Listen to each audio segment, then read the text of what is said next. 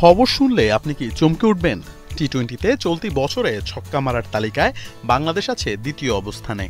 টাইগারদের উপরে আছে কেবল পাকিস্তান, ভারত, অস্ট্রেলিয়া, এমনকি টি-20র ফেরিওয়ালা ক্যারিবিয়ানরাও নেই টাইগারদের ধারে কাছে। গত বছর ১২২ ছক্কা ছিল এক বছরে বাংলাদেশের সর্বোচ্চ। এবছর সেই রেকর্ড অনেক আগে ছাড়িয়েছে টাইগাররা। এখন পর্যন্ত ২৪ ম্যাচে টাইগার ব্যাটারদের থেকে এসেছে ১৭১টি ছক্কা। প্রথম স্থানে থাকা পাকিস্তান বাংলাদেশের চেয়ে ১৯টি ছক্কা বেশি মেরে ১৯০ ছক্কা নিয়ে আছে সবার উপরে। পরিসংখ্যানের দিকে তাকালে টি-20তে ছক্কা মারায় সাম্প্রতিক বছরগুলোয় বাংলাদেশের অগ্রগতি বেশ স্পষ্ট। ক্রিকেটের শর্টার ফরম্যাটে বাংলাদেশ এত বছর খেললেও এক বছরে ১০০ ছক্কার সীমা ছোঁয়া গেছে মাত্র দুবার। তা হলো গত বছর আর চলতি বছর। কিন্তু এখন প্রশ্ন হচ্ছে, ১০০র কোটাকে কি ২০০তে নেওয়া যাবে? অক্টোবরের শেষে ক্যারিবিয়ানদের বিপক্ষে টি-20 সিরিজ কিছুটা হলেও আশা জাগাচ্ছে।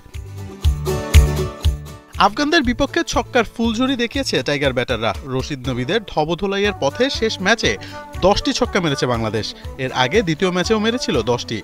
প্রথম ম্যাচে ছিল ৮টি ছক্কা। বাংলাদেশের ছক্কা মারার পেছনের কারিগর অবশ্য টপ অর্ডাররা। যেমন শেষ টি-20তে ১০ ছক্কার পেছনে সাইফ হাসান একাই মেরেছিলেন ৭টি। সব মিলিয়ে আফগানদের বিপক্ষে শেষ ৩ ম্যাচে সাইফ ইমনরা মেরেছেন ২৮টি ছক্কা। ক্যারিবিয়ানদের বিপক্ষে ২৯টা ছক্কা হাঁকাতে পারলেই টাইগাররা পেরোবে ২০০ ছক্কার কোটা। এখন দেখার বিষয়, টি-20তে নতুন দিনের যে ক্রিকেট খেলা শুরু করেছে বাংলাদেশ, সে ধারাবাহিকতায় করতে পারে কিনা ছক্কার নয়া রেকর্ড। মোহাম্মদ আদনান, ৭১।